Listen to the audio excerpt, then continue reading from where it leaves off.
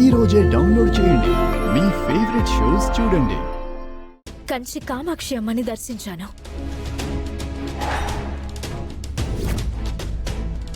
కలకత్తా కాళీమాతని కూడా దర్శించాను.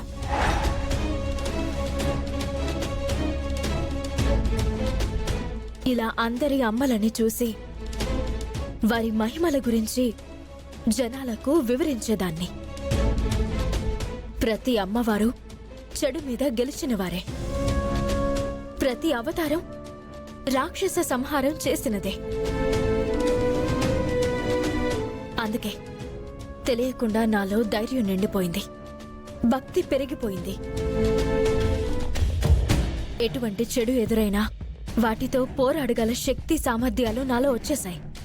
ఇంక చాలా ఆపవని. నేను అమ్మవార్ల గురించి నిన్ను అడగలేదు, నీ ఫ్లాష్ బ్యాక్ గురించి అడిగాను. నా గతం అదేనండి. Good good. నువ్వెప్పుడు ఇలా ధైర్యంగానే ఉండాలి.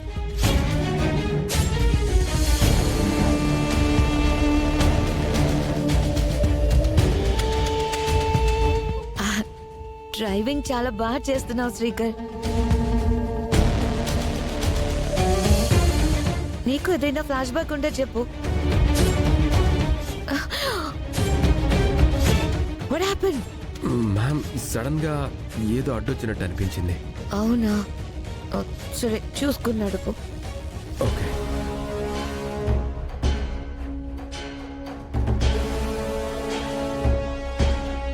నీ భుజం మీద నా చెయ్యి ఉంటే నీ భార్య తట్టుకోలేదన్నది నీ బాధ. ఆ మాత్రం అర్థం చేసుకోవాలని అనుకున్నావా శ్రీకర్?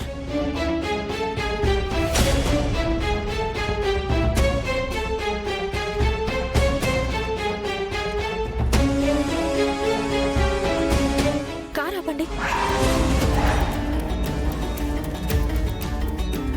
ఏమైంది? ఎందుకు ఆపమన్నావు? నేను ఈ ఏరియాలోకి ఎప్పుడొచ్చినా ఈ గుడిలో దండం పెట్టుకుని వెళ్తాను, అందుకే ఆపమన్నాను. గుడిలోకి వెళ్ళొస్తాను. 10 నిమిషాలు వెయిట్ చేయండి ప్లీజ్. సరే, త్వరగా రా.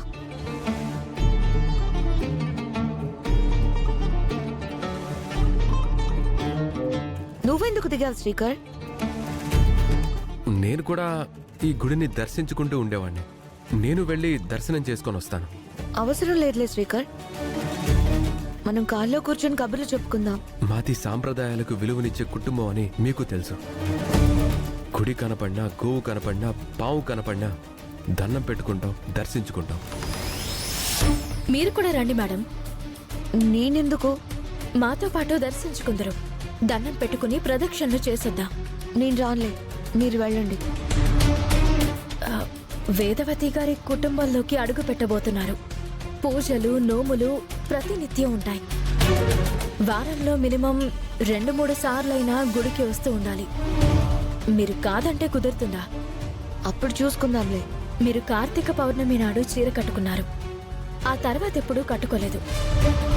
ఆ ఇంటికి వెళ్ళిన తర్వాత ఎప్పుడూ చీరలోనే ఉండాలి. పెళ్లికి ముందే చీరలు కట్టుకోవడం, గుడికి రావడం నేర్చుకుంటే మంచిది కదా మేడం. నేను రానులే, మీరు వెళ్ళండి. ఎందుకు ఇబ్బంది పడుతున్నారు? రండి. తొందరలో మీకు పెళ్లి జరగబోతుంది. పెళ్లికి ముందు మొక్కుకుంటే మంచిది. రండి. రాను అంటున్నా వదిలేలా లేరు. మీరు పదండి, నేను కాసేపటి తర్వాత వస్తాను.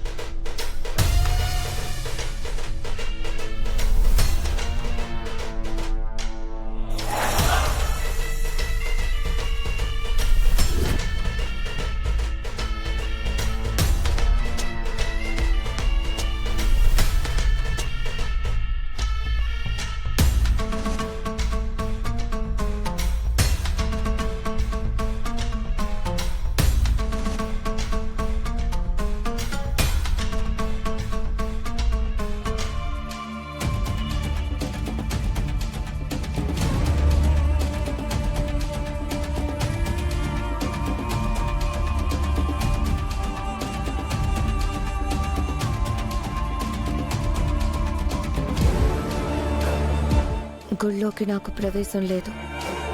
దైవశక్తి ఖచ్చితంగా మంత్రశక్తిని ఆపుతుంది.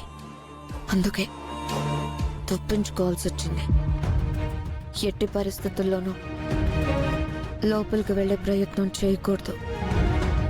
నా మీద వీళ్ళిద్దరికీ అనుమానాలు వచ్చేస్తాయి.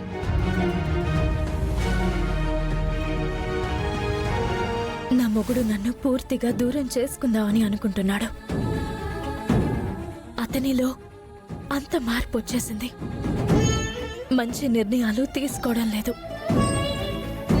కొన్ని విషయాల్లో ఇంకా నా మీదున్న అనుమానాన్ని వదులుకోవడం లేదు.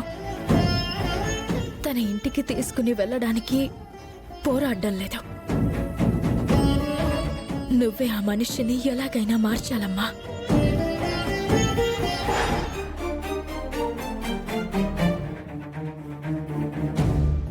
నా పెళ్ళం కూడా ఒకే మాట మీద నిలబడింది. మొండి పట్టు పట్టింది.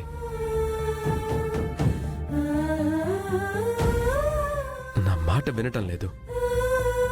నువ్వే తన మనసు మార్చమ్మా.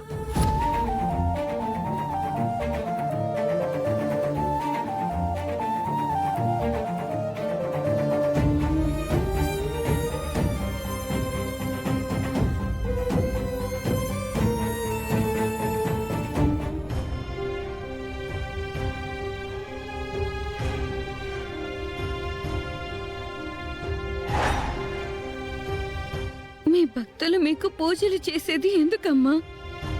బాధలు వచ్చినప్పుడు మా శక్తి సరిపోకపోతే మీరు గండాలకు అడ్డుపడతారనే కదా. విడిపోయిన బంధాలను కలుపుతారనే కదా. కన్నీరుని తుడిచి దుఃఖాన్ని పారద్రోలుతారనే కదా. కానీ మీరేం చేస్తున్నారు? పూజలను అందుకుంటున్నారు కానీ పూజా ఫలాన్ని ఇవ్వడం లేదు. హారతులు అందుకుంటున్నారు కానీ హారతి కర్పూరంలా కరిగిపోతున్నా మా సంతోషాలను నిలబెట్టడం లేదు. ఏ దశలోనూ మీ వలన మంచి జరగనప్పుడు మిమ్మల్ని ఆరాధించడం వలన ఉపయోగం ఏంటి? అమ్మా నాన్నలను కలపడానికి నా వంతు ప్రయత్నాలను నేను ఎన్నో చేశాను. నా వల్ల కాలేదని నీ దగ్గర మొరపెట్టుకున్నాను. నువ్వేం చేయడం లేదు. అమ్మా నాన్నల మధ్యలోకి ఎవరూ రాకూడదని ఎప్పటినుంచో కోరుకుంటున్నాను. నువ్వు ఆ మాయను రప్పించావు. ఇది నీకు న్యాయం అనిపిస్తుందా?